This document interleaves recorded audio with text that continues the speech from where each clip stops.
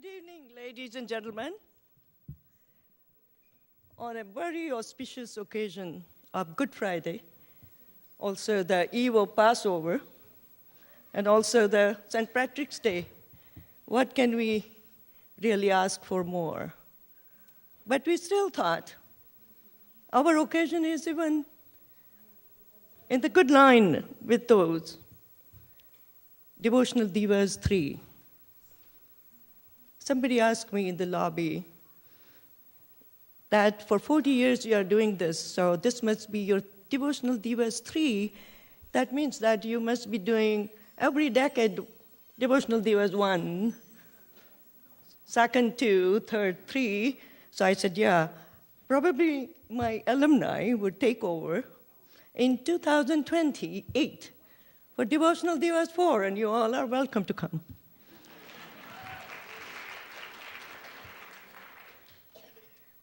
It's just that we are presenting this not to be, what I should say, feminist. That is not the idea. The idea is the celebration of the spirit and awareness. And awareness has no gender. Awareness is just awareness. It's the consciousness. And that's exactly manifests our creativity. And I'm so blessed to have the alumni locally presenting this show in front of you. And people have traveled all the way from Chicago, the Amaya Group, wonderful performing arts organization they established in November, and I was there to see the show. And I thought we should invite them here to get recognized by you. They are all born and raised here. Their parents are here. Probably their spouses also are from here. So the idea is to welcome them, and you will see the thrilling experience of dance today. Definitely the spirituality works for us. That manifests, as I said, our creativity. We become stronger day by day. And we want to be stronger, not to just survive, but to live our lives in a happier way. You saw the videos, you saw the clips. It's all about embracing the feminine spirit, the feminine power. So enjoy the show and sit back, relaxed. There's no intermission. So whenever you have to take a breath, just close your eyes for a second, but you won't be able to get up. You will be engaged, I promised. So, thank you so much. I welcome you all, and hopefully you all will get a chance to meet our artists in the lobby very quickly, but we have to get done and get out from this place because we have a time constraint. And I wanted to thank all of you for coming and gracing our occasion. At the same time, the staff of Village Theatre at Cherry Hill in Canton, we always perform here. We always love to come back here in spring. And they are the only ones who give us this theater on Good Friday. Literally. Everyone would just reject our entries. So we are lucky to have them, Phil Garcia and Joe Quaryak. At the same time, Dawn and Anthony, thank you so much. And I would really like to thank our Alumni Association who really put this show for you. Enjoy it. Thank you.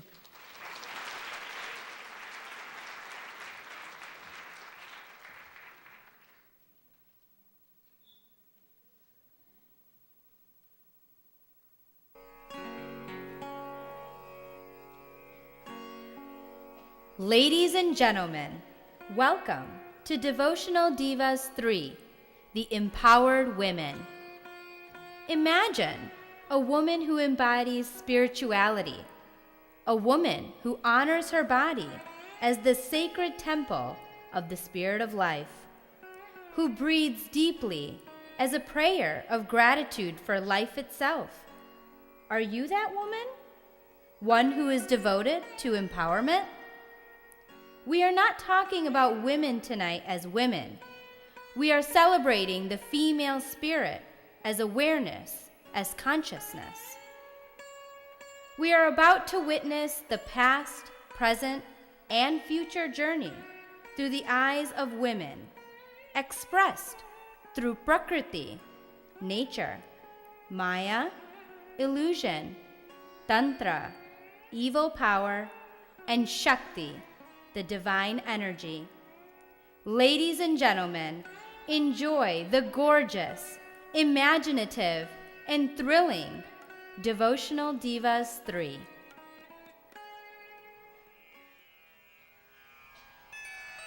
Pranam, obeisance. The flame of candles dispel darkness, brings brightness, igniting again and again. We salute the divinity who is in form of energy in all beings.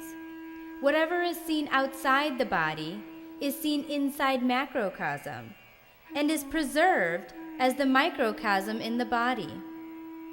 The salutation to divine unfolds the passion and sweet bliss of devotion through an invocation of divine grace to flow into our lives by revealing the deeper symbolism of life, searching the limitless, timeless, and totality of the divine self.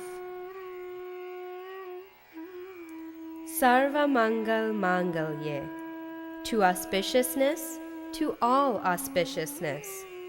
Shive, to the good. Sarvada Sadike, to the accomplisher of all objects. Sharanye, to the source of resource. Trambake, the three eyes of the Absolute. Gauri, to the rays of light. Narayani, exposure of consciousness. Namostute, we bow to that Shakti.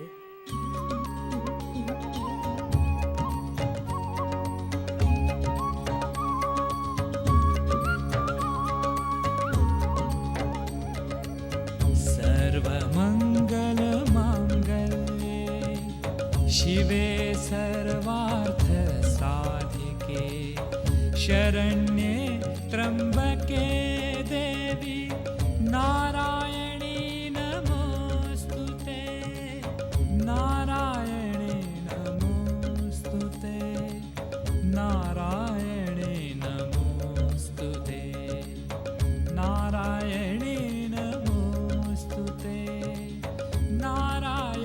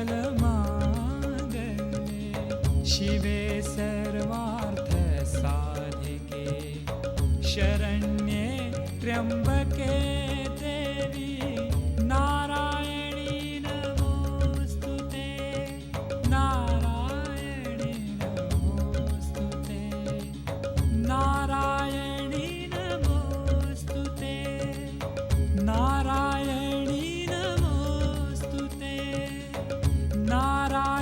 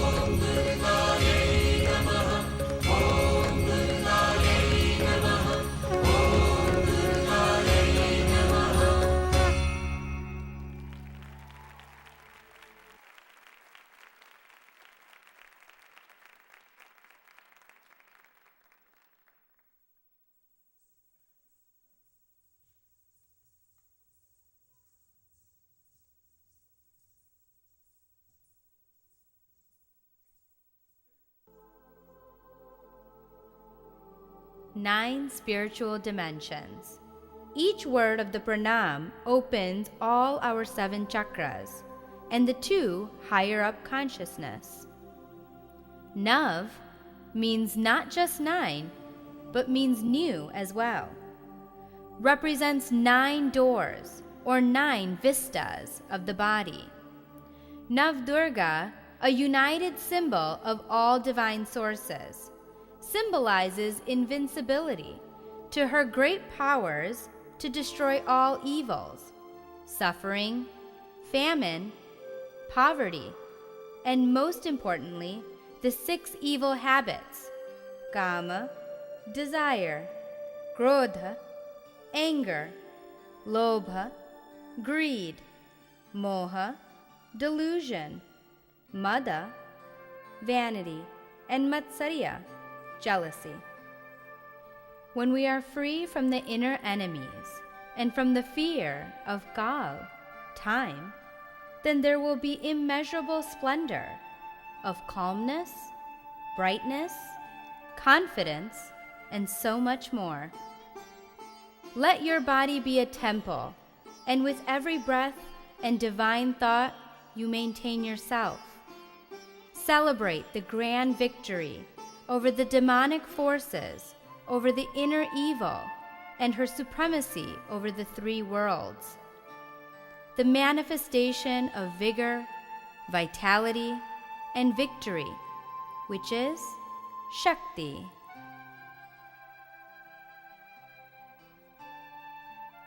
Rig Veda 8:67-10. O woman, you are unbreakable. You are never impoverished. We urge you to spread happiness and prosperity in the world.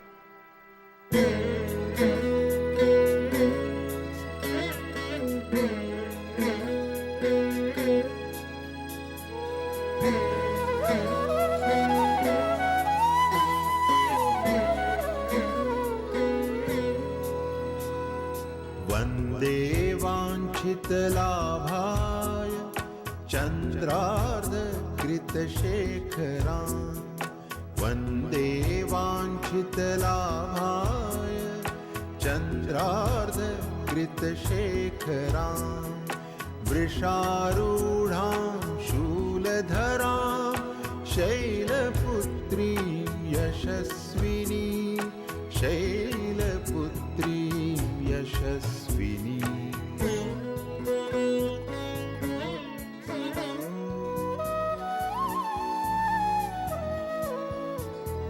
दधाना करपद्माभ्याम् अक्षमालाकमण्डलु दधाना करपद्माभ्याम् अक्षमालाकमण्डलु देवी प्रसीदतु मयि ब्रह्मचारिण्यनुत्तमा ब्रह्मचारिण्यनुत्तमा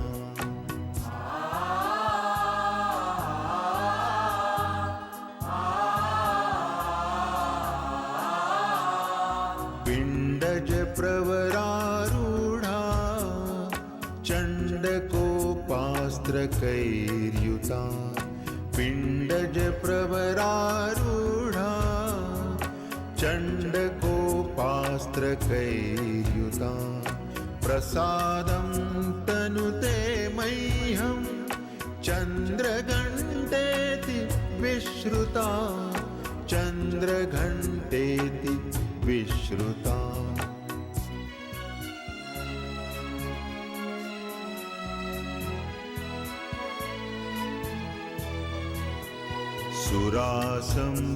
सुरासम्पूर्णकलशं रुधिराप्लुतमेव च सुरासम्पूर्णकलशं रुधिराप्लुतमेव च दधाना हस्तपद्माभ्यां कूष्माण्डाशुभदास्तु मे कूष्माण्डाशुभदास्तु मे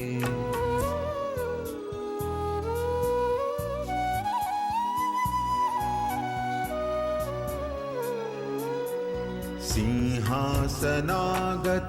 नित्यं पद्माश्रितकरद्वया सिंहासनागता नित्यं पद्माश्रितकरद्वया शुभदास्तु सदा देवी स्कन्दमाता यशस्विनी स्कन्दमाता यशस्विनी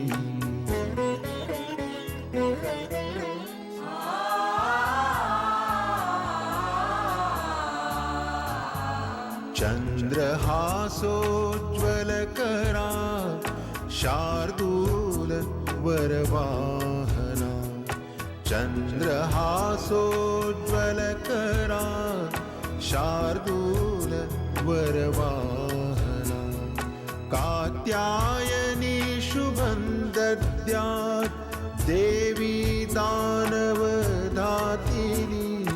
देवी दानवधातिनी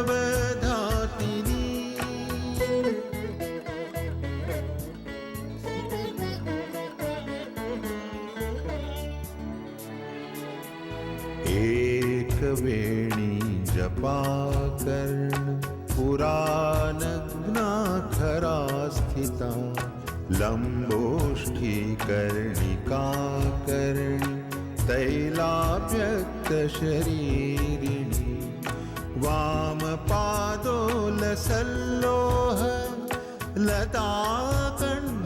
लताकण्टकभूषणा वर्धनमूर्धध्वजा कृष्णा कालरात्रिर्भयङ्करी कालरात्रिर्भयङ्करी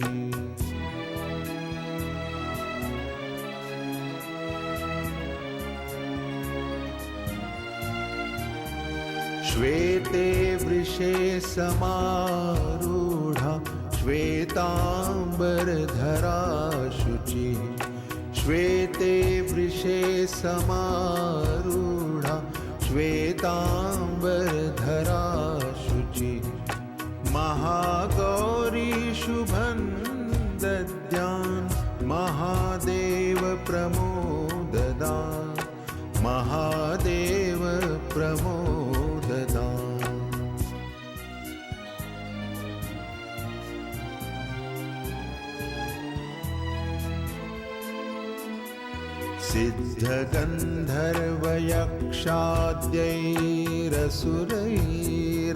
सिद्धगन्धर्वयक्षाद्यैरसुरैरमरैरपि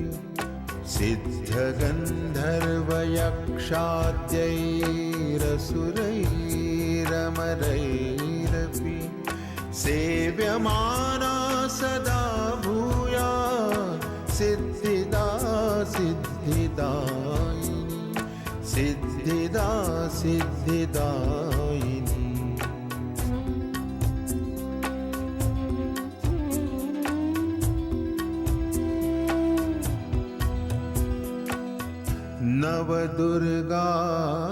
नवदुर्गास्तवमिदं यः पठेच्छिसुमानसः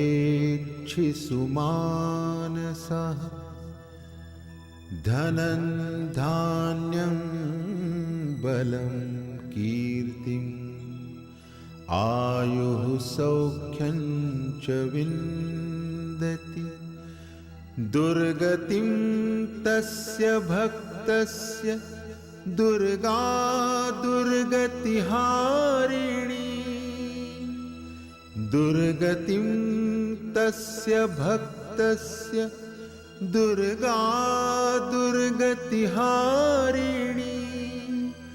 पाठमात्रेण नाशत्वम् आशु प्रापयते ध्रुवम्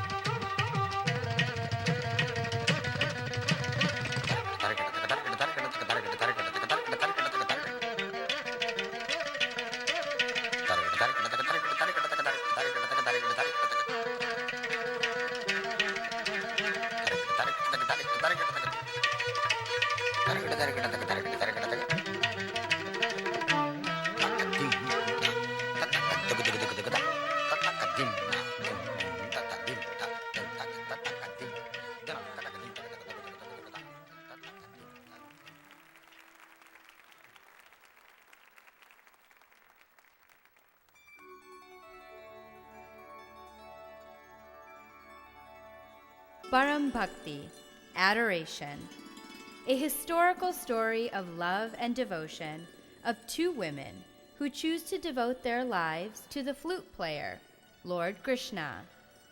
I, Meera, am a mystical Sufi poetess who only has an idol of Krishna and his serene presence in my heart until the day I leave this world. While I, Radha, am a passionate young maiden who prefers to be with Krishna in physical presence. I, Meera, have an unconditional love for Krishna that does not seek just offers. On the other hand, I, Radha, possessively crave Krishna's compassion and love. The love of both of us is the same. Our devotion is equal. And it's the manifestation of our love which is different. We are, Ik Radha, Ik Meera, both true devotional divas.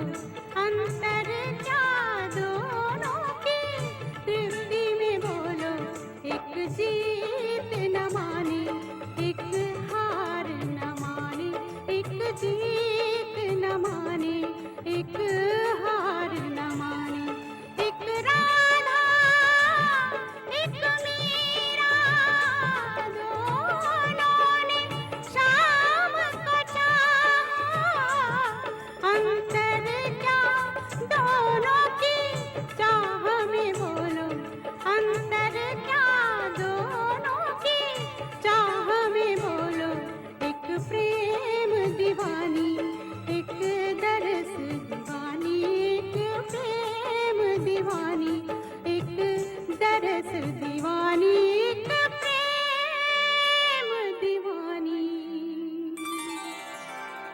एक दरस दीवानी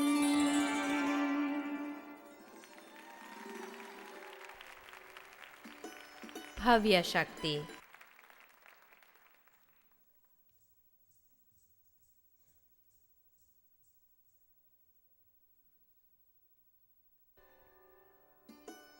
Bhavya Shakti, splendor of divinity, dignity, and integrity.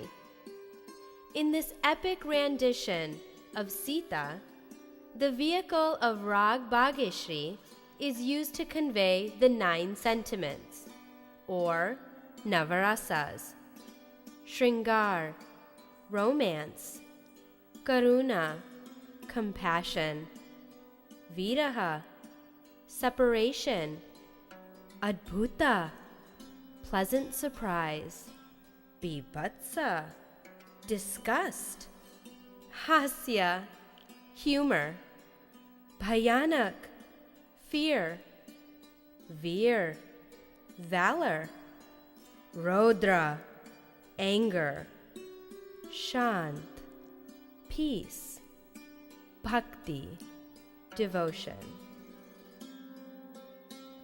Sita, warrior of Mithila, after getting married to Prince Ram, she tolerated 14 years of exile, happily because of him, got kidnapped, and just with her will defeated Ravan, the demon, by keeping him away from her until her rescue team arrived. And then what? She was left in the forest by her husband because she spent time at the demon's palace. Our perspective, if you want to know, of Sita is that even though her husband is called Lord Ram and worshipped by trillions and trillions of people, he can never be compared with Sita's divinity, dignity, and integrity. Yajurveda 13:26. O woman, you do not deserve to be defeated by challenges and obstacles. You possess the power to defeat the stiffest challenges. You have valor of thousands of men. Realize your true potential and demonstrate your valor. The depiction of the Navarasas begin with a story of 14 years of exile, the moment in time and history that Lord Ram and his wife, Sita, spend time in nature, lacking a civilization and a palace to call home. Instead, their home becomes the space between the trees of the forest, where simplicity and nature become the constants of existence. Suddenly, Sita sees a golden deer, which stirs her desire and causes Ram to go after the deer in the attempt to bring it back for Sita.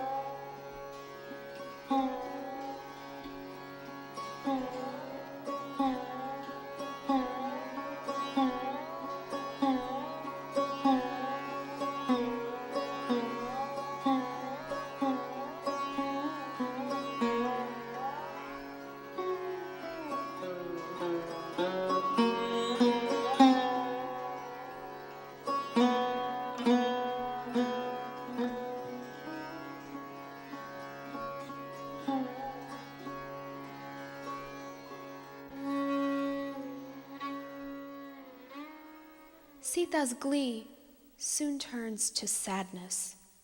Karuna, the all-encompassing word of compassion.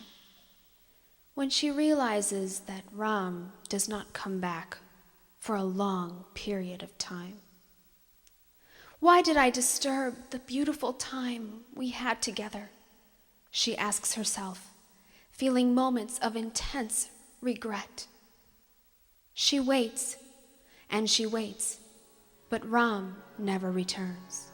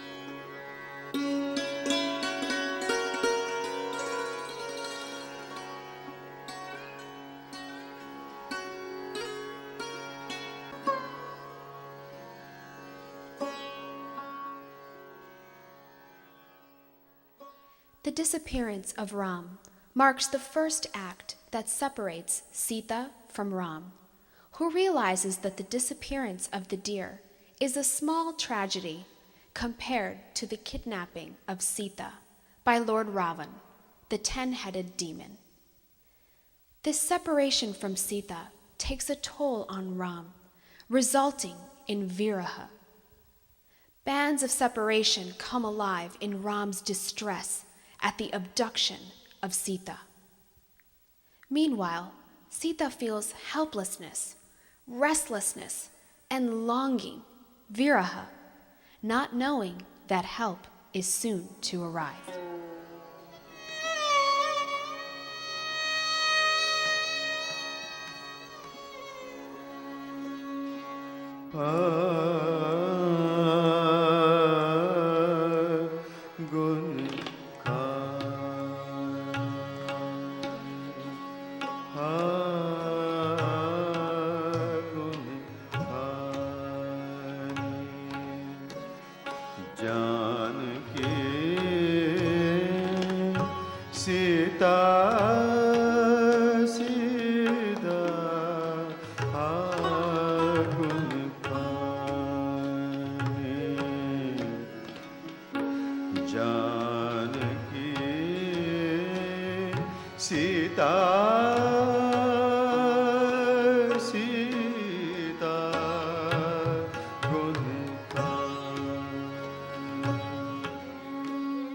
Oh God, what a sight! Hanuman and his followers, the guppies, are crossing the ocean and burning down Lanka.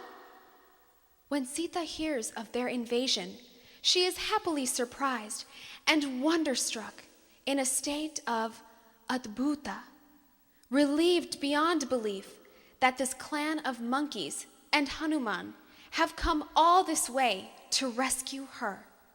The native demons and demonesses of Lanka watch the rescue of Sita ensue disgustedly, with bibhatsa, as the monkeys increase in number to aid in the rescue.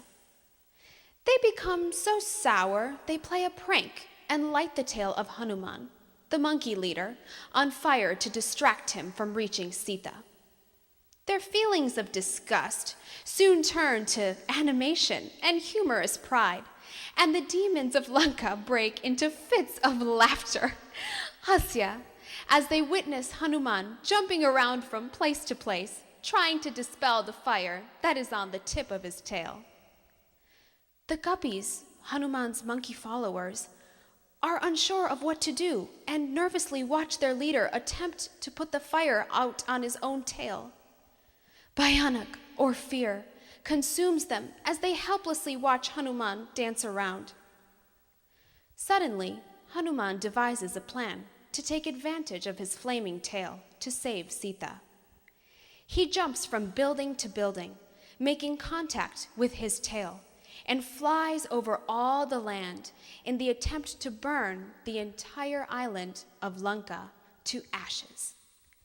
When he starts doing this, the fear and anxious mood of the guppies turns into admiration and surprise, adbhuta, as Hanuman once again saves the day.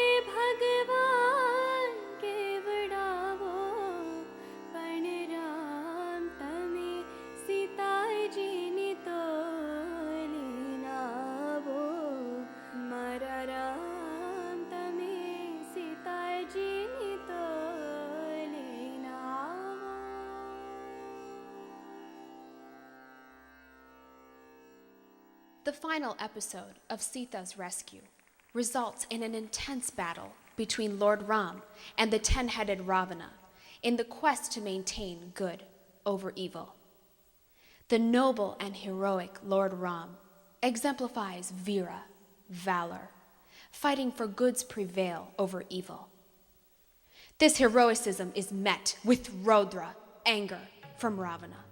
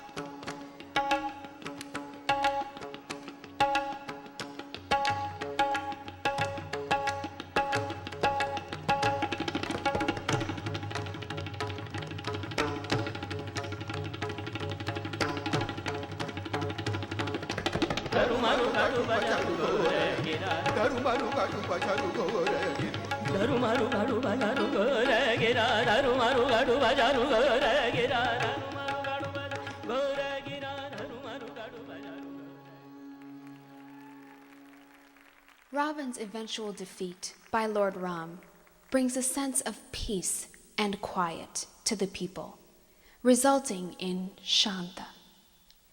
The victory of good over evil brings with it the destruction of anger, arrogance, and hatred, and the evolution of an immense calm and bliss. Individuals suddenly turn inward, pratyahara, feeling their own quietness, stillness, and meditative peace. From the transient to the more permanent, let us seek total surrender in the spiritual world of devotion, in bhakti ras, the blissful world of serenity. Inner reflection and peace give way to devotional celebration as the people rejoice with dancing, music, and devotional joy, or bhakti.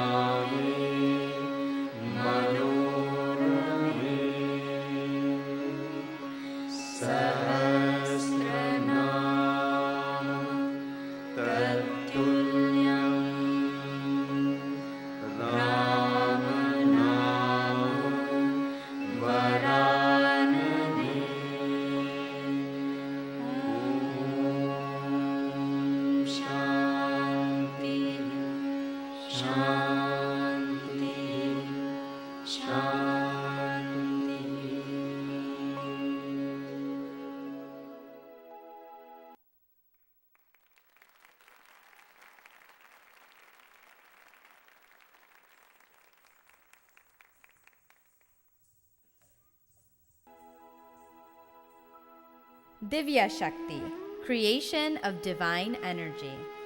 A unique synthesis of masculine and feminine energies of the universe is called Ardhanarishwar, which embodies the Prakriti and the Purusha. Ardhanarishwar is a combination of three words, Ardha, Nari, and Ishwar, meaning half, woman and Lord respectively. Ardhanarishwar represents a constructive and generative power.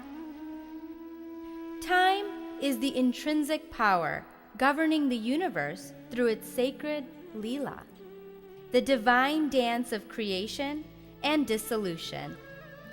Communing with the cosmic powers, we understand the forces of time that governs all things. Prakriti, our universe, our environment, our surrounding nature. The provider, she has helped create and sustain us. She provides us with food, shelter, and resources. Women represent nature, for she has the power to create, to give birth, and to sustain her creativeness. She is called Shakti, and hence it is said, it is blessed to be born as a woman.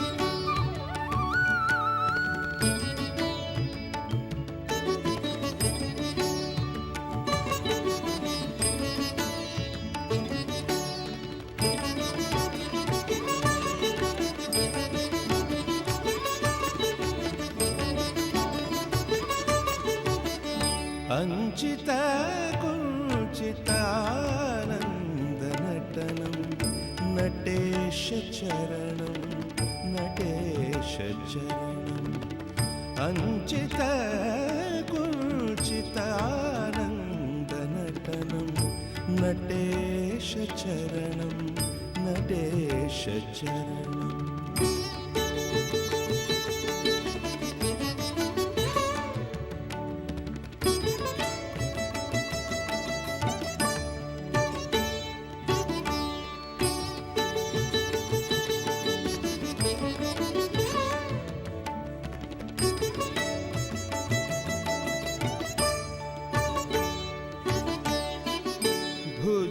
भुजङ्गभूषण गङ्गारागिणि भुजङ्गभूषण गङ्गारागिणि Ardhanarishvara मङ्गलदायिनी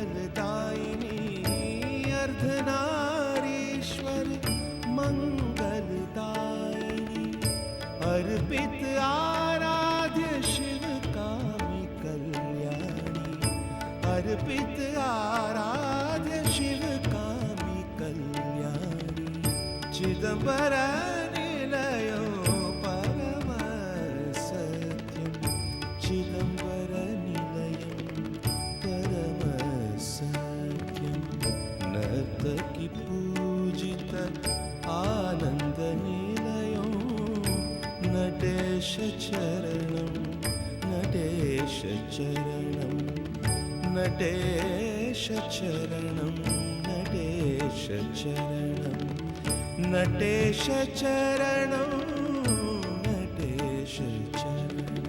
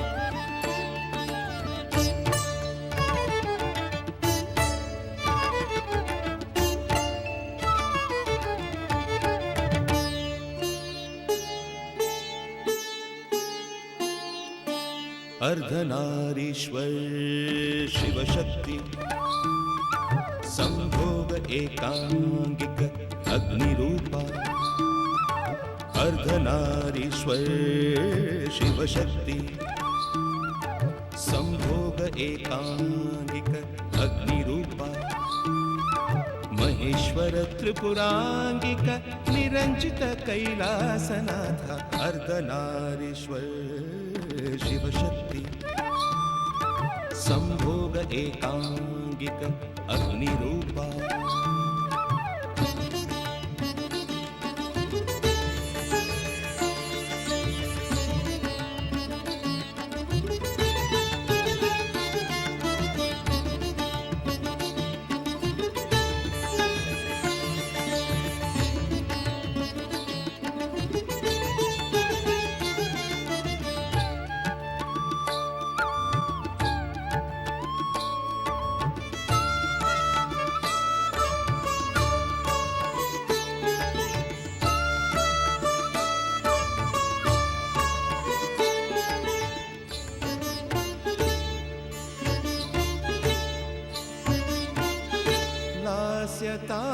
ताण्डवरूपं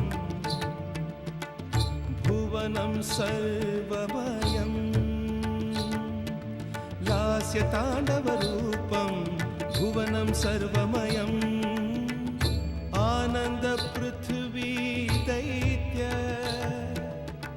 दिगम्बरधरणी वन्दित आनन्दपृथ्वी दैत्य दिगम्बरधरणी वन्दित प्रेमस्वरूपं सर्वमयं रम्यस्वरूपं नारायणरूपं श्रीललित आलिङ्गनरूप श्रीललित आलिङ्गनरूप अर्धनारीश्वर शिवशक्ति संभोग एकांगिक अग्निरूपा अर्धनारीश्वर शिवशक्ति संभोग एकांगिक अग्निरूपा महेश्वर त्रिपुरांगिक निरंजित कैलासनाथ अर्धनारीश्वर शिवशक्ति संभोग एकांगिक अग्निरूपा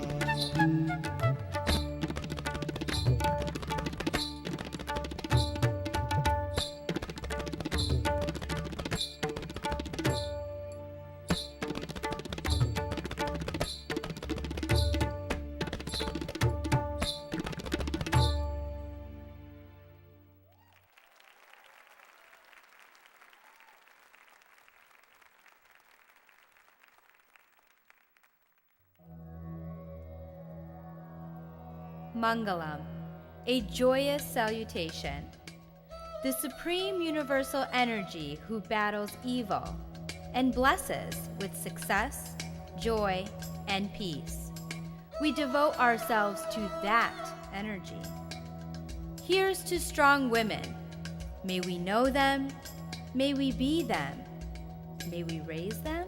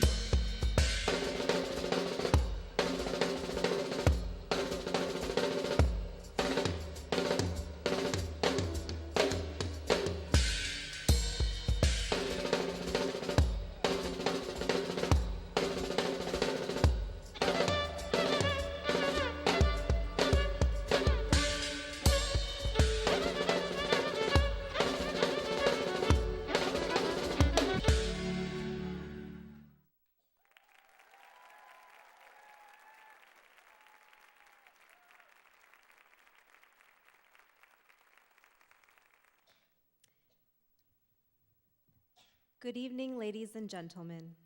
My name is Monica Rajdev, AMEA's Executive Director, and thank you for coming to this artistic performance. We are so excited to continue the show with our take on the modern empowered woman in Boundless. It has been an incredible time leading up to this very moment. For so long, AMEA Performing Arts was a conversation that my friends and I repeatedly had.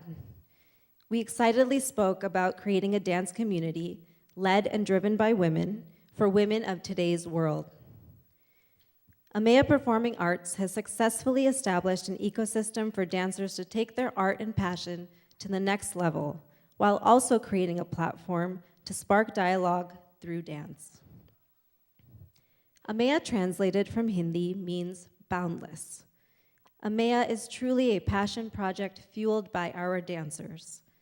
Each woman on the team brings her multifaceted talents and knowledge to the company through choreography, artistic vision, videography, business acumen, costume design, and leadership ability. These responsibilities are taken on above and beyond full-time careers, graduate school schedules, state boundaries, and even motherhood. We have overcome professional and personal limitations to make this dream a reality and truly break bounds. This showcase aims to display our dedication and commitment to furthering our art form, and this is what we hope to share with you this evening. The writer Nora Ephron once said, "Be the heroine of your life, not the victim." This statement could not be truer for tonight's message. Generations of women before us have laid the groundwork that allows us to be who we are today. Yet with the changing times come different issues, labels, and new ceilings to break through. It is up to us to stand strong as women, stay confident, and be fearless. These are the stories we want to tell. In this 3-act performance, our dancers aim to depict some of the common challenges and pressures women face due to societal and cultural stereotypes. You will see the dancers touch on themes such as single life, marriage, abuse, defeat, motherhood, and career drive. Through it all, we see how women persevere and remain the heroine of their own life. Although the characters in our stories are fictional, each act begins with a real-life example from women in our community. Tonight, you will hear 3 courageous women share their personal story as it relates to each act. Each act and their theme, and also how they found strength and empowerment from within. We thank Dara, Maria, and Kea for overcoming stereotypes and graciously taking the stage at our request. Many of the dancers you see today have been lifelong students of Chawla Thakur from a very young age, so to be invited to perform with her dancers is truly the highest honor we could receive. We would like to thank Chawla, the CIDY Alumni Association, CIDY dancers, and the Village Theater staff for inviting us to perform and hosting and working with AMEA on this production. We appreciate the continuous encouragement and patience from our families and loved ones. And lastly, we thank you, our audience, for your effort and support in sharing this very unique and special milestone with us. We could not be more touched by this opportunity. Thank you, and please enjoy the performance.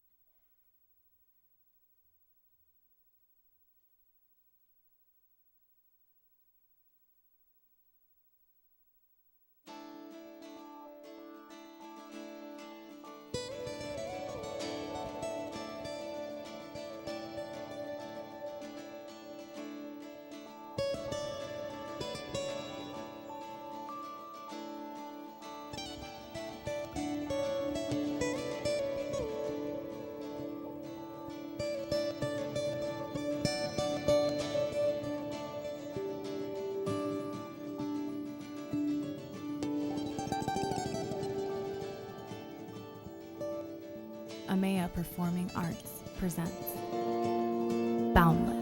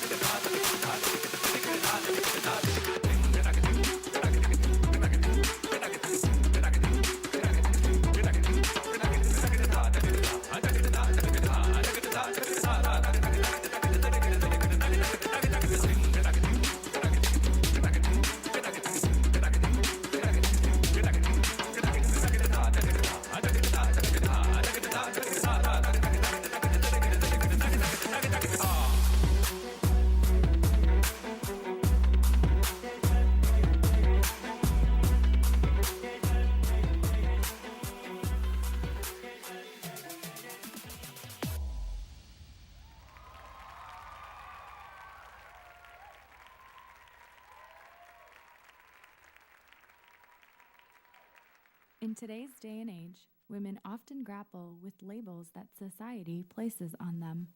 Our stories this evening follow three women in different paths, yet experiencing similar highs and lows.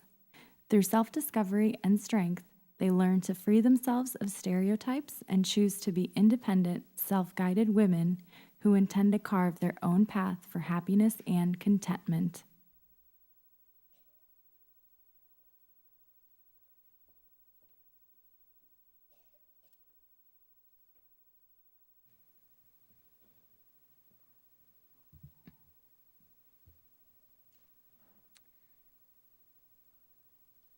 Good evening. I'd like to dedicate this to the women of this showcase who have provided me with a platform to speak about something that's important to me. Also, to all those that don't have a voice tonight, I will be your voice. So if you don't know what a biodata is, then you really aren't from a South Asian family. Clap if you know what a biodata is or have one. For those of you who don't know what a biodata is, it's basically a one-page resume for other families to determine if I'm a suitable candidate to marry their son. I'm Dada Patel, and we're gonna go over my biodata today. Let's start off with where I currently live. I live in the West Loop in a beautiful 2-bedroom lofted space with my dog, Milo. The West Loop is the most up-and-coming area of Chicago. As for where I grew up in Naperville, like everyone else in Chicago. My parents live in the same 6-bedroom house in White Eagle, where houses are scattered over a 24-hole golf course. Naperville was ranked #1 place to raise your child many times over. As for my education, I went to all-state schools, which means all-state tuition. But that's not the best part. My parents, they paid for everything. Yes, after 10 years of schooling, I leave completely debt-free. And somehow I love my job, and it gives me the flexibility and the means to do whatever my heart desires. Thus, I live a life of very little financial stress. I'm not dependent on anyone, and no one's dependent on me. Now let's talk about my family. We are the all-Indian American family. My dad, he grew up pretty poor in India, but in America, he's an engineer and a businessman. My mom, well, she hasn't worked a day since I was born, which means she was always home to take care of us. Currently, my brother, he's a dermatologist opening up his first practice in New York City. My parents, they're strict Swaminarans, so they don't eat onions and garlic. They don't eat meat, they don't even drink. They go to the temple every Sunday and they volunteer on their time off.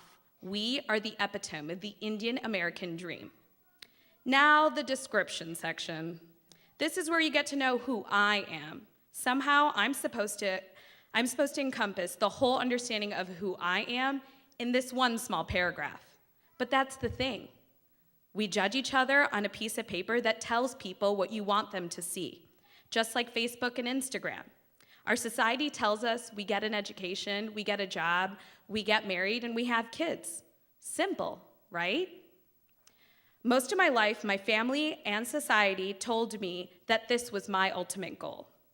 Here I am, 31 and single, with no prospects in sight. So what happened? As I got older, I noticed that relationships were never my first priority. Finding a husband was never my first priority. My life had different plans for me. For a good majority of my life, I held a secret that until recently I didn't share with many. I'm a survivor of child sexual abuse. From a very young age and for many years, my innocence was taken from me. And unfortunately, my childhood was left with many traumatic memories. From looking at my biodata, you would never know. From panning through my Facebook and Instagram, you would never know. With the lack of scars to tell my story, you would never know. You wouldn't know that I suffer from anxiety and bouts of depression, that I lock myself in my room and cry for hours about the memories that hold my sanity hostage. And for years, with no one to confide in, I was suicidal and in a place of darkness. Again, you would never know just by looking at me, my biodata, and any of my social media profiles. But today's story isn't about that. Over the last few years, I've realized my ambition has had different plans for me and my parents' ultimate goal to get me married off. I was left with scars that have pushed me to make a difference in the lives of children. It has pushed me through 10 long, agonizing years of schooling and allowed me to graduate as a pediatric dentist. That's just the beginning of what I have planned for myself. The CDC reports that 1 in 4 women and 1 in 6 men are sexually assaulted before the age of 18, and only 30% of all sex abuse is actually reported. I've met countless number of men and women who have held on to the same secret as I have and still hold on to that burden today. It does not skip any culture, any socioeconomic status, any race, any religion, any gender. The one thing they all have in common is they remain silenced or they have been silenced. I have made it my life's mission to make sure that their voices are heard because I was born with more privileges than most. In the name of this ambition, I have given up great opportunity to marry the men of my dreams because location and goals did not coincide. However, my life does not end just because I'm not married and don't have any children. I have to make the best of what I have and be grateful at this opportunity, at this life. And yes, I'm single. I don't have a boyfriend, a fiance, a husband, no wedding to plan, no honeymoon to be excited about. But why focus on the one thing that I don't have? I believe I was one of the luckier ones. I count my blessings every day. So what I ask from you today is to stop judging other people on what you see on their biodata or in their relationship status. Stop labeling people as single, married, unmarried, divorced, because my life does not end just because I'm not married. And trust me, if I find the right man, I'll celebrate. But until then, I'm going to cherish every moment at this life that I was given. Thank you.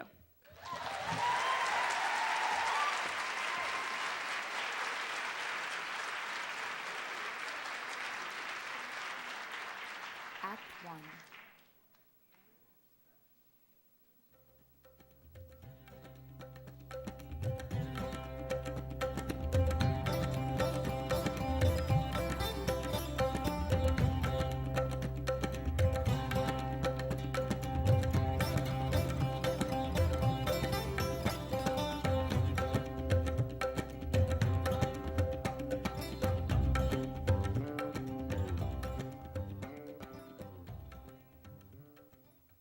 Our first story begins with Kieran, a fun-loving and free-spirited woman.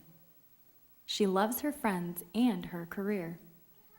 She does not need a relationship to give her happiness.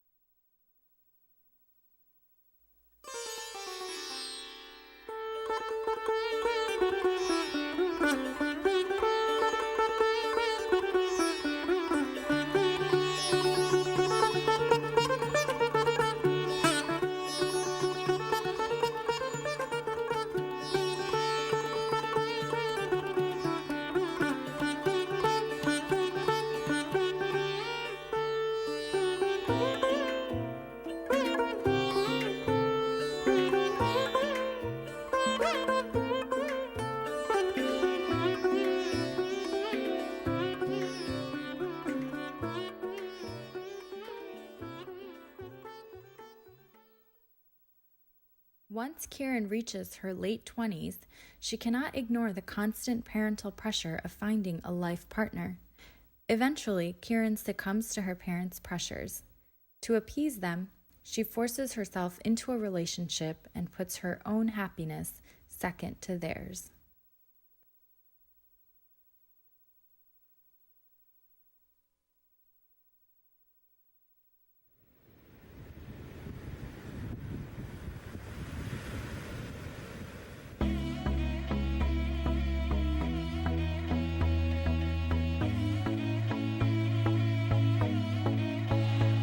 to believe we were born and on the edge of something beautiful, something beautiful.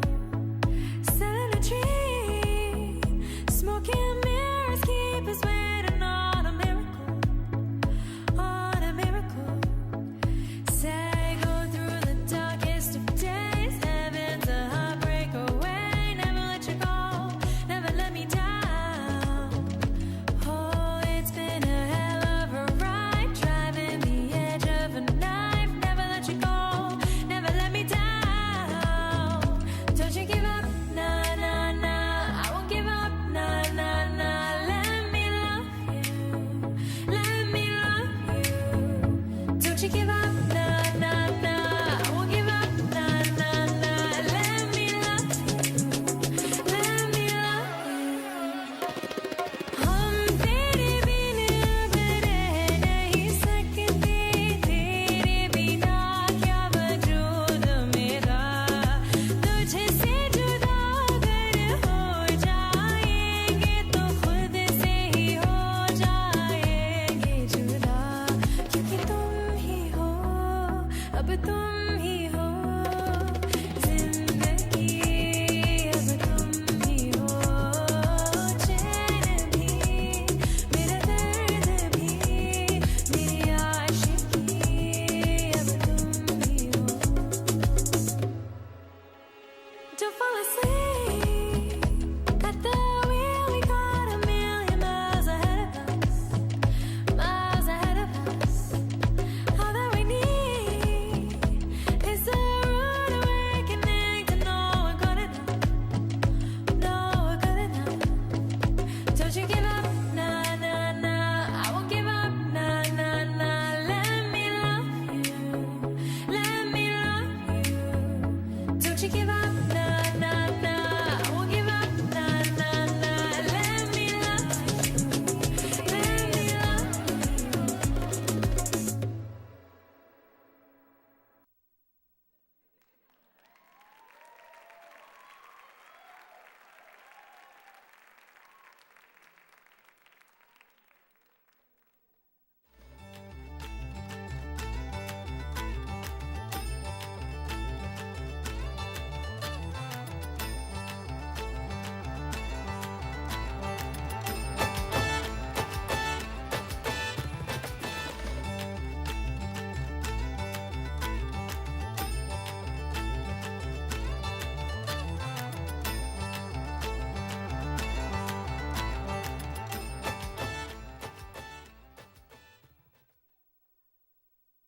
No longer being able to withstand the false pretenses of her relationship, Kieran frees herself from it and once and for all decides that she will commit to a relationship when it is right for her and her alone. She is happy with the person she is, and no one will change her. She is who she is.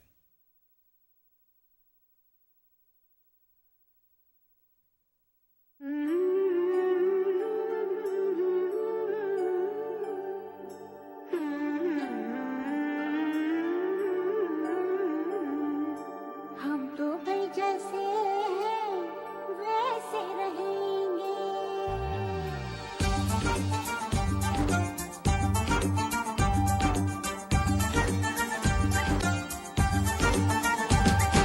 हम तो भाई जैसे हैं वैसे रहेंगे।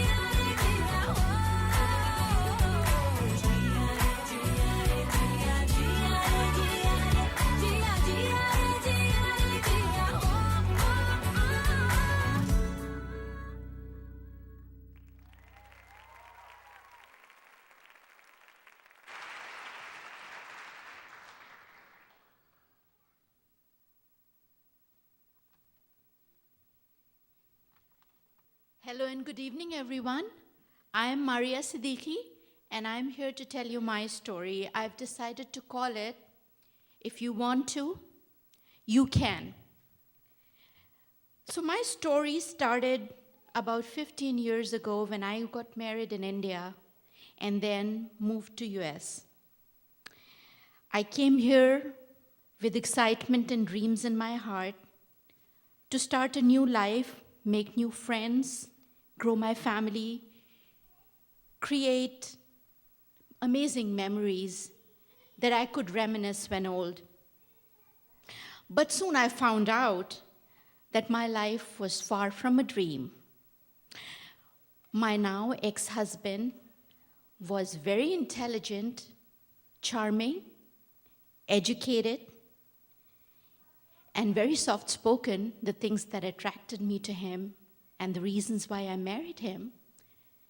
And he was also very controlling, extremely complicated, insensitive, manipulative, sadistic, emotionally abusive, and a big liar. And I was naive. It all started with little things. He expected me to be the kind of wife he wanted. He wanted me to wear the clothes he liked. He got good clothes for me. They were just a few sizes over. And he expected me to fit in them. He expected me to enjoy the kind of food he enjoyed, which was non-vegetarian and spicy, while I used to eat vegetarian, very mild food. He expected me to enjoy the activities that he enjoyed, watching TV and movies that he enjoyed. He expected me to make friends out of his friends and distance myself from the friends I had back home and here, especially if they were of no personal gain to him. I was turning out into a very different person, changing for him. And as we grow up in this Indian culture that you all are very familiar with, I was trying very hard to make this marriage work. I was changing myself. But I was not happy with the self I was turning into. Soon it escalated to another level. My phone calls were being tapped. Each phone call I made from my home phone and all the calls I received were being recorded, and the recordings was being sent to him. The home phone was the only phone I had. I had no cell phone at that time. My home computer had a spyware installed on it. It was called a keystroke recording software that would record each and every tap I made on the computer and would record all the emails and chats that I was making in private from my home.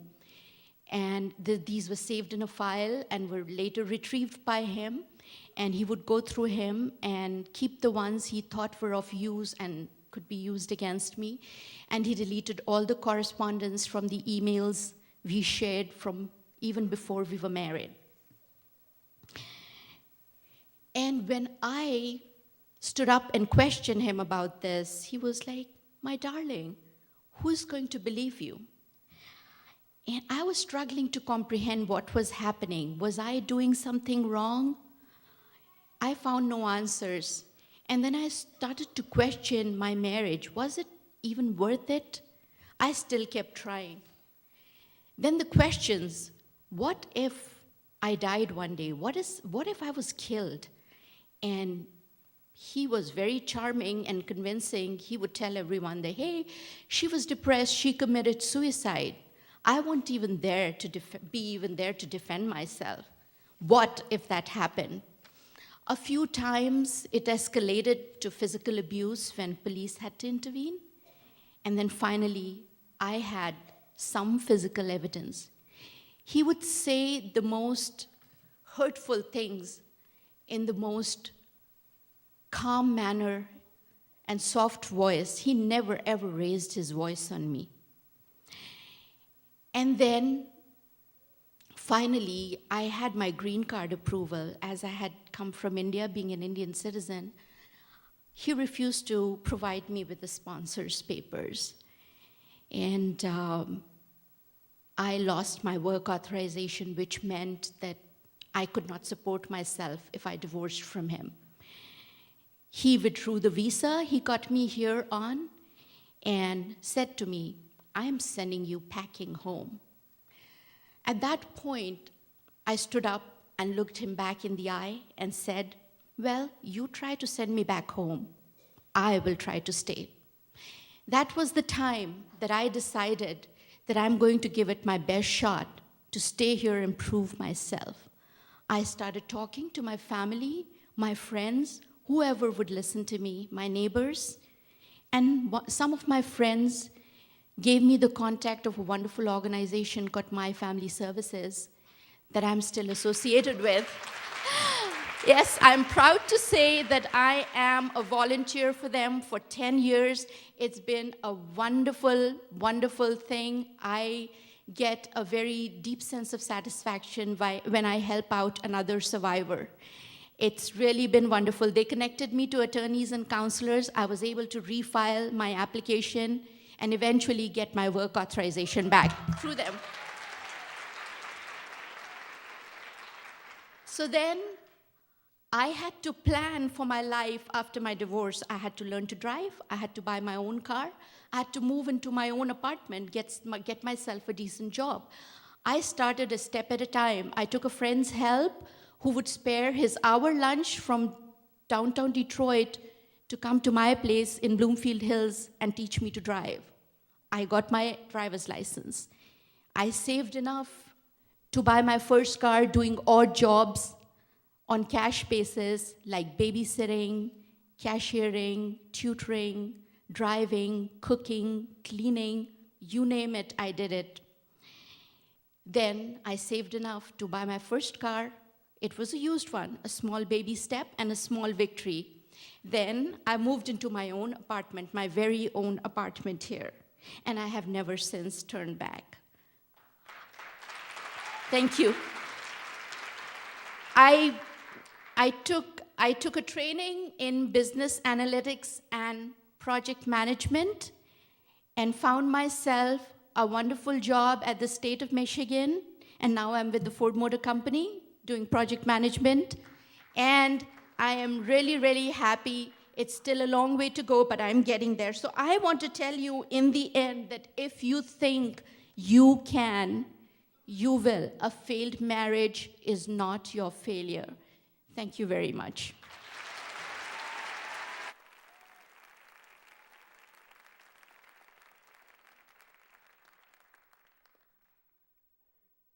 Act 2.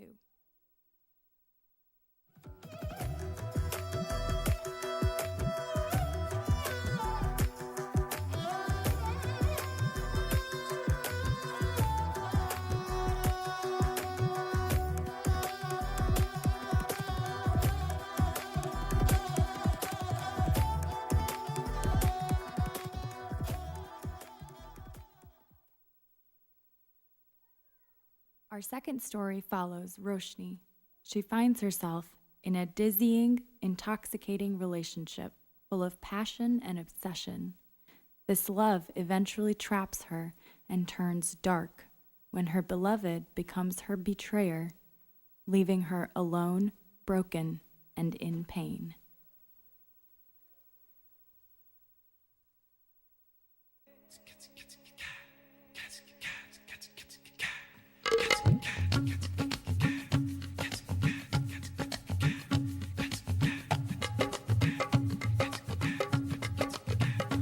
जिंदगी यूं गले आ लगी है कोई खोया हुआ बरसों के बाद आ गया ओ भीगे भीगे थे दिन रात मेरे साथ मेरे छुआ तूने तो जीने का स्वाद आ गया एक तरह के आवारा थे एक तरह की आवारगी दीवाने तो पहले भी थे अब और तरह की दीवानगी सजदे बिछावा में गली गली गली गली गली गली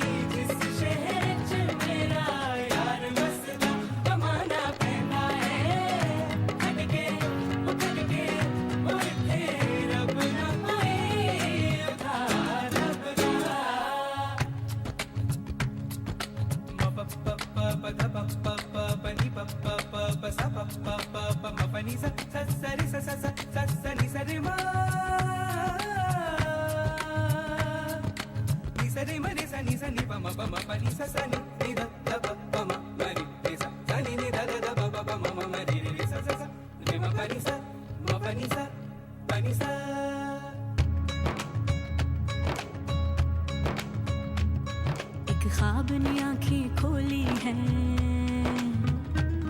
क्या मोड़ आया है कहानी में, वो भीग रही है बारिश में और आग लगी है पानी में।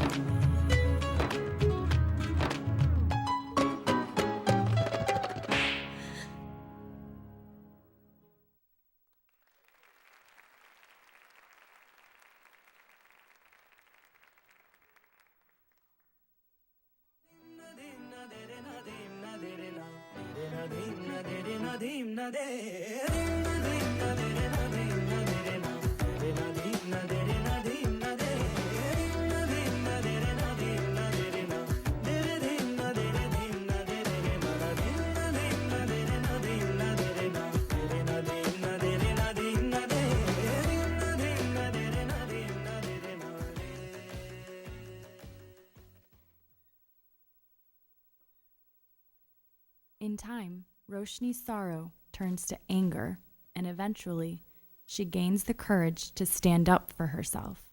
From understanding her pain, Roshni emerges stronger and self-assured with an unbreakable confidence. She is fierce. She is proud. She is indestructible.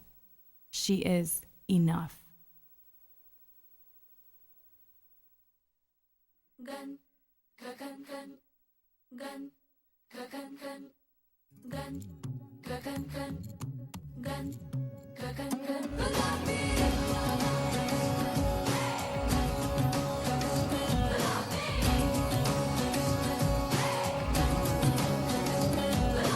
हाथों में पिघलता है लोहा, ना उम्मीद ना कोई लकीर, मेरा सब कुछ मेरा हौसला, हिम्मत है मेरी तकदीर, मुझे कम ना किसी से अब क्यों, मुझे कम ना किसी से अब क्यों, तू ना जाने पागलपन। गन गन गन गन गन गन गन गन गन गन गुलाबी, गन गन गन गन गन गन गन गन गुलाबी, घुंघरू नहीं तलवार बजे खन खन।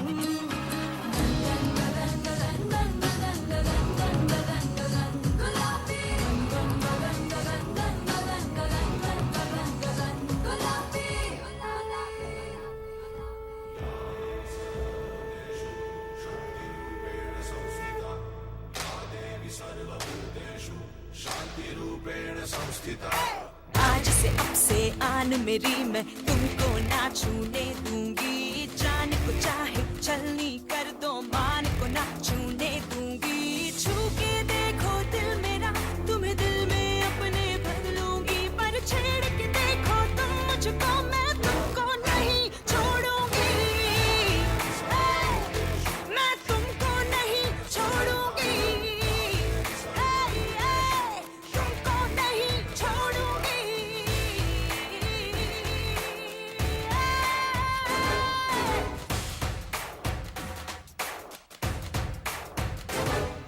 स्कर्टी साड़ी रात दोपहरी डर डर के नहीं चलूंगी, कैंडल जला के सैंडल दिखा के मर मर के नहीं चलूंगी, कदम मिला के देखो तो मैं साथ में तेरे चल दूंगी, पर छेड़ के देखो तुम मुझको मैं तुमको नहीं छोड़ूंगी,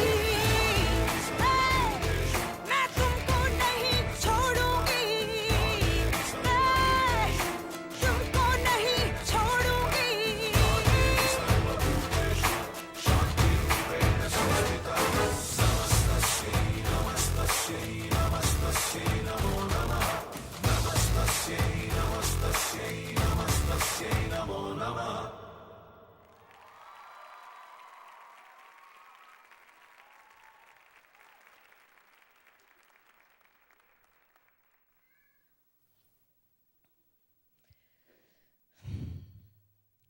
They say that beauty lies in symmetry, in the harmony that exists when things are in perfect balance. So in 2007, when I started my career as an attorney, I carried with me this ideal notion of work-life balance, the idea of symmetry and perfection and beauty in the busy days of a professional. It was a notion that I strived to achieve, but at the time, I knew that even if I had achieved it for a moment, I recognized that it was as fleeting as it was flawed.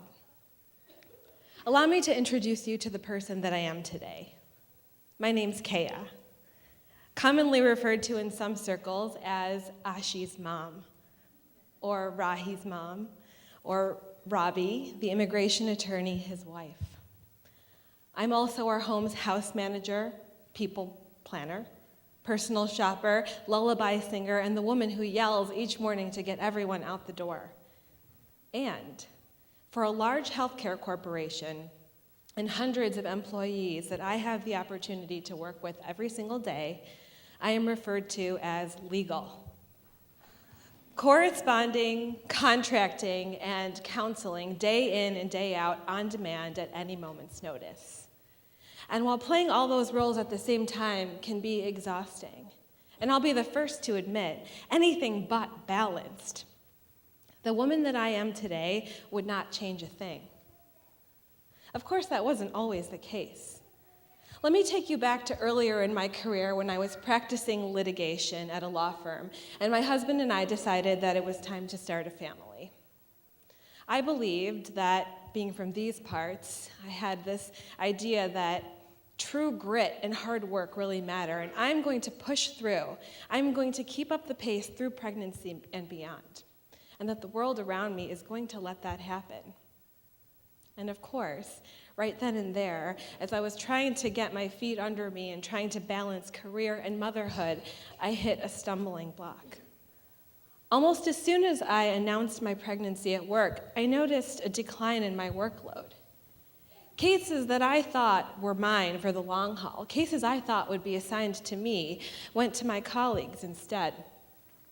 And I heard these predictions, almost like accusations, that I would take maternity leave and never return, leaving others in the lurch to fend for my work when I didn't come back. It was this unfair idea that family and children are a drag, are a heavy weight opposing professional success. But over time, I started to succumb to those projections. Instead of work and life feeling balanced, I felt like this pendulum swinging from one to the other, but never in both directions at the same time. In fact, over time, the pendulum swung so far away from work that I started to settle. I was settling for lower profile cases, settling for very routine depositions and briefings, and settling for easier billable hours where any kind of legal novel thinking or novel challenging analysis had already been done. And sure, maybe some of those choices I made actually did win me some more time at home with my family. But soon enough, I began to realize that those choices lost me more than they won. In allowing myself to become stagnant at work, I not only lost the motivation to fight for better work, but I forgot about who I wanted to be, a kick-ass female lawyer. And worse, I lost out on the experiences and the confidence I needed to get there. So fast forward to 2013 when I was taking my daughter to school for the first time. All of those things that I had dreamed for her, or began dreaming for her, success, accomplishments, and pride in her own accomplishments, I couldn't even take pride in myself. So I knew it was time to make a change. And as hard as it was to actually leave my comfort zone where I was flying under the radar and making a good enough living without any significant kind of challenge, I knew that it was time to change course, to choose the more challenging path, so I could lead by example for my daughter. About a year of job searching and a couple of tough interviews later, I landed the job that I have today. saying yes to experiences that I didn't really know what I was getting into, and saying yes also to opportunities that I was just going to have to figure out once I got there. Standing here 5 years and one more child later, I can tell you that it was worth it. They say that beauty lies in symmetry, in the harmony that exists when things are in perfect balance. And while earlier in my career, I was actually struggling to find that perfection, that balance, it's clearer to me than ever before that it's actually our openness to imperfection, our acceptance of imperfection, that allows us to see the beauty in life.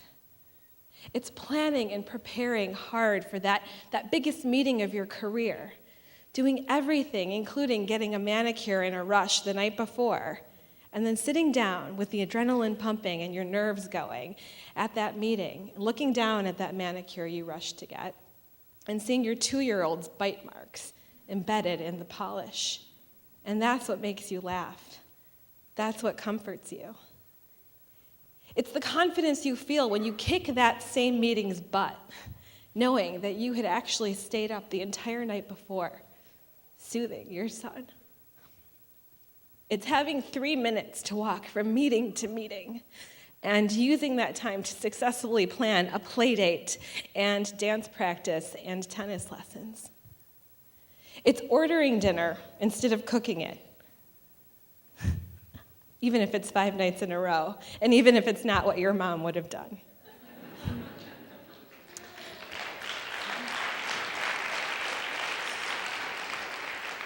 It's appreciating your own vulnerabilities so that you know when to ask for help, and you can recognize when others might need help too.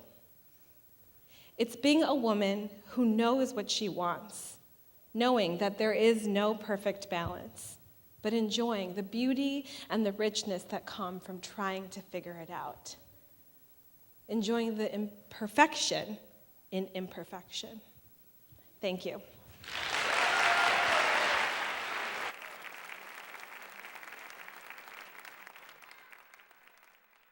Act 3.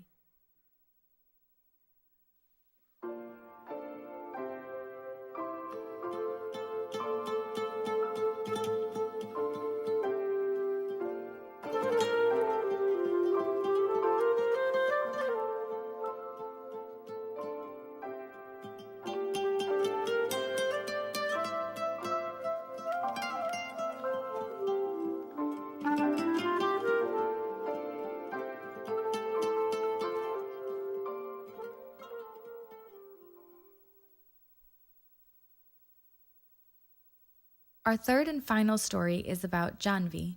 Janvi's success and advancement in her career leads her to question her priorities, and she contemplates which path is right for her, family and motherhood, or her career. Janvi is at an internal crossroads, and she feels conflicted in having to choose one path over the other.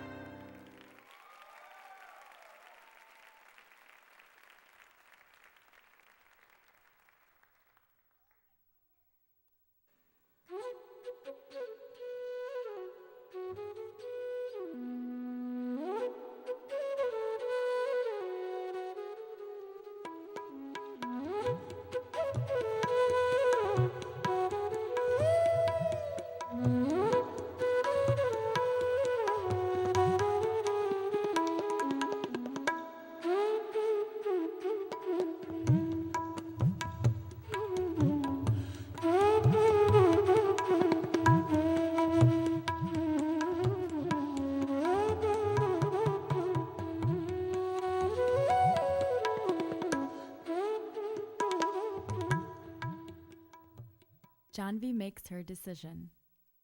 She chooses motherhood. She is elated to become the mother of a beautiful girl. Janvi looks forward to passing on her wisdom and teaching her daughter how to be strong, courageous, and never stop dreaming.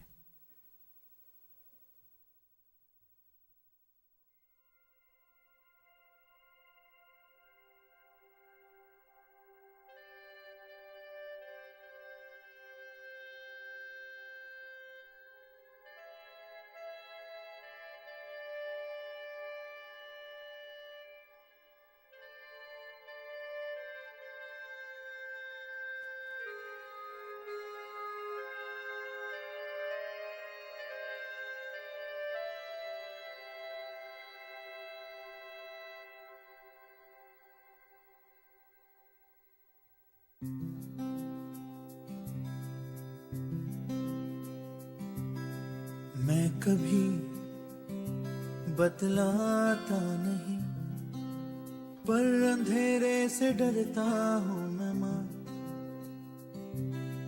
यूं तो मैं दिखलाता नहीं, तेरी परवाह करता हूँ मैं माँ। तुझे सब है पता है ना माँ, तुझे सब है पता मेरी माँ।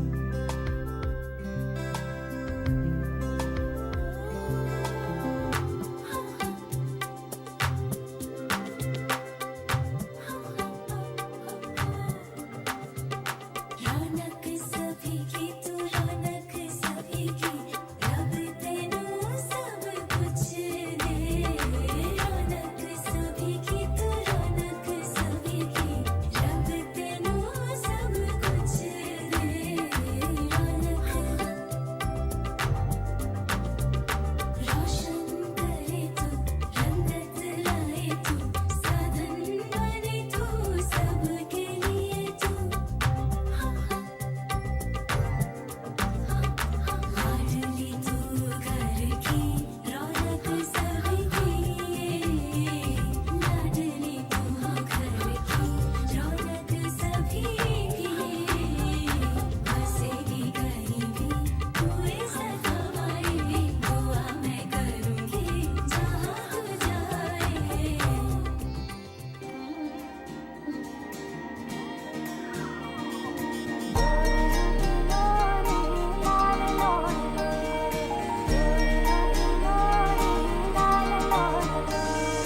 लुका छुपी बहुत हुई, सामने आ जाना।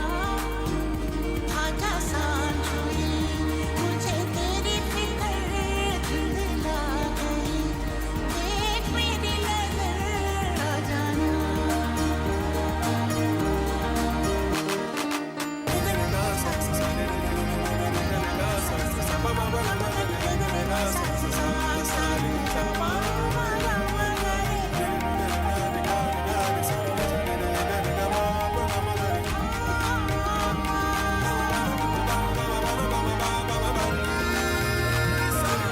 सांझ हुई, मुझे तेरी फिक्र दिला गई।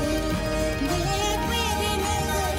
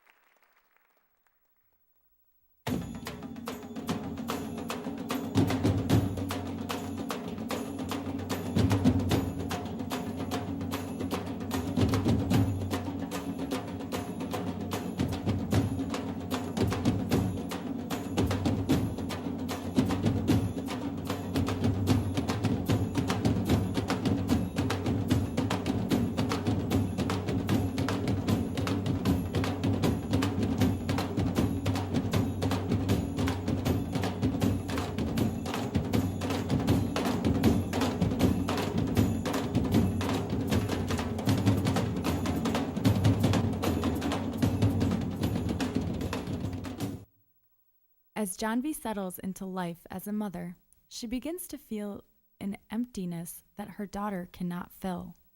She misses her career and the drive it gave her. At first, she is ashamed of herself for thinking this way. She loves being a mother.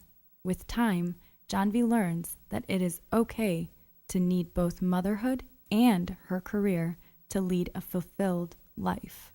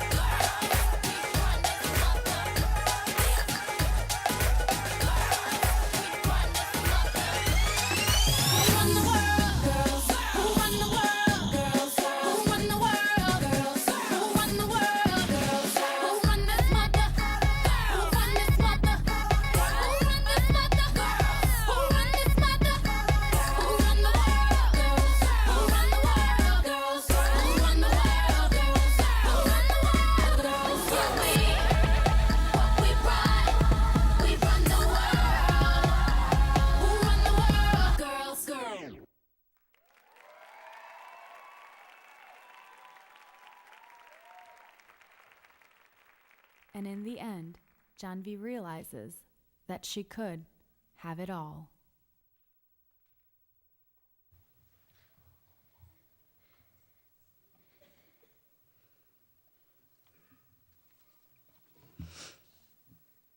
Good evening, ladies and gentlemen. We hope you've enjoyed the show so far.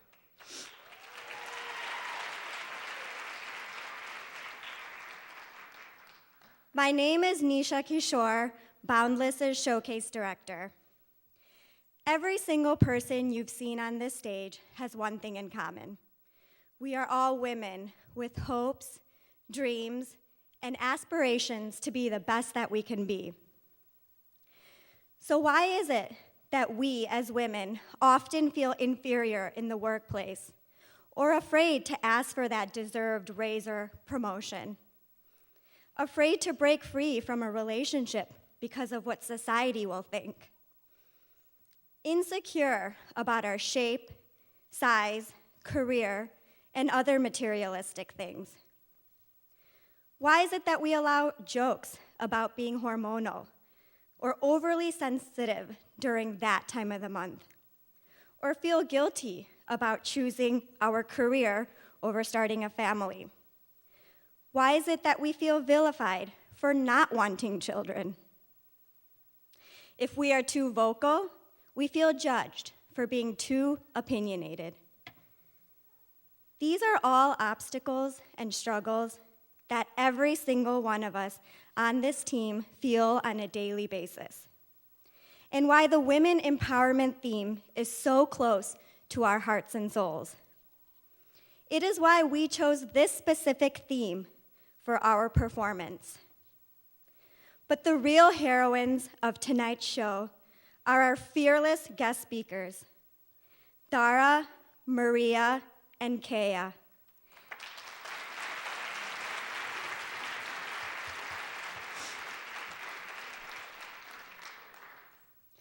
Thank you from the bottom of our hearts for being incredibly courageous and sharing your personal stories with all of us today.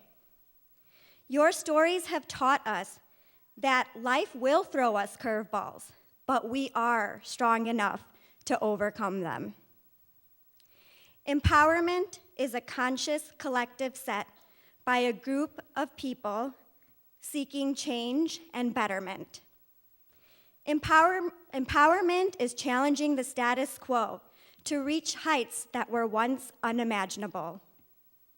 The powerful aiding those who are less fortunate or don't have a voice is what empowerment embodies. It cannot and should not be a word to warrant selfish desires and entitlement. In today's society, we often let the judgment and opinion of others form our decisions and journey due to our own insecurities. Now is the time, especially for us women, to selflessly encourage one another. Stand up for ourselves, guilt-free and with confidence. Nourish relationships and live harmoniously in a world that needs love and positivity now more than ever. As we near the end of our show, we wanted to share a video in which the lyrics and message really resonated with us. We are more than what society perceives us as. Thank you.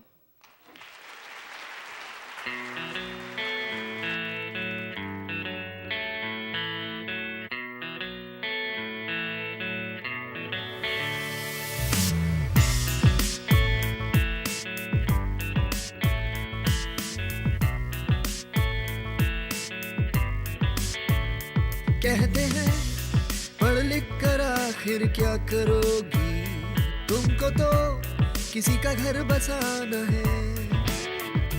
कहते हैं तुम हो अमानत दूसरे की, उनसे कहो अपनी भी जिद है, तोड़े हम सारे ये पिंजरे, झूले आसमां ये जहां हम जीत ले, बदले रास्ता हर धड़कन बोले, झूले आसमां ये जहां हम जीत ले, बदले रास्ता हर धड़कन बोले।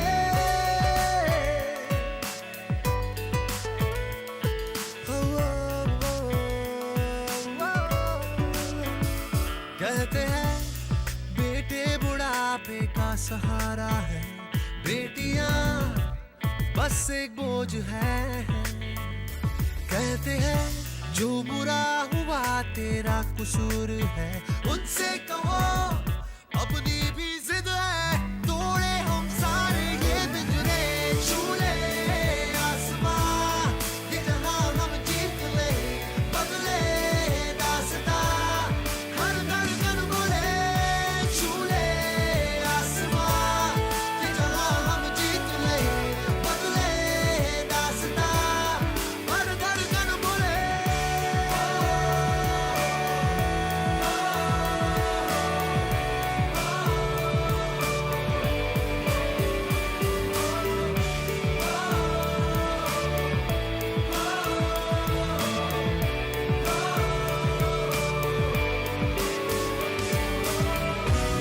हर जर्रा ये कहे अब हम हैं संग तेरे, रोके से ना रुके,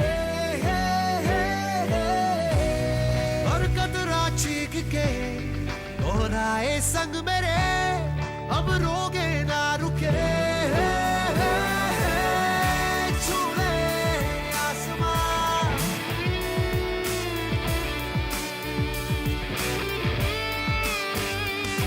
कोई अगर हमसे पूछे कौन है हम, चाहे हम जो भी अपनी पहचान कहें, जब तक हमारे बीच बराबरी ना हो, तब तक कैसे खुद को हम इंसान कहें। झूले आसमां ये जहां हम जीत ले, बदले रास्ता हर धड़कन बोले, झूले आसमां ये जहां हम जीत ले, बदले रास्ता हर धड़कन बोले, झूले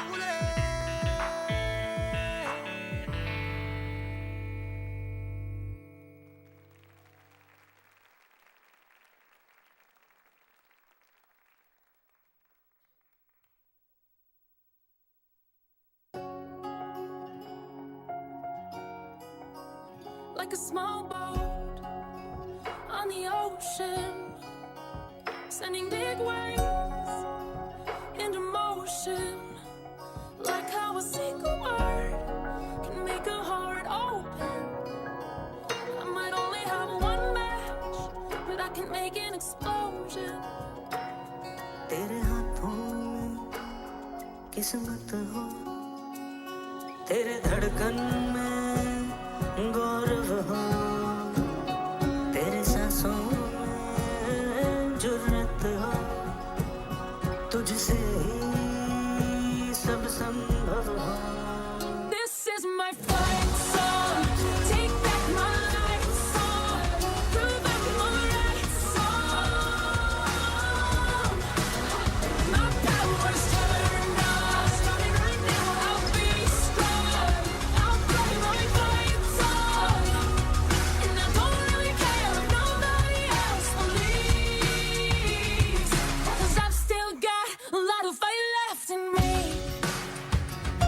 हर मुश्किल आसान हो, अपना कर तू संभाले, तू ही देवी, तू ही बेटी, अब तू ही राह दिखा दे, तेरे कल का सपना है अब तेरे हवाले. This is my fight song. Take back my life song. Prove I'm right song. My power's turned on. Starting right now, I'll be strong. I'll play my fight song. And I don't really care if nobody else believes. 'Cause I've still got a lot of fight left in me. हो तेरी राह रोशन हो हर दिन Diwali. Like a small boat on the ocean, sending big waves into motion, like how a single word can make a heart open. I might only have one match, but I can make an explosion.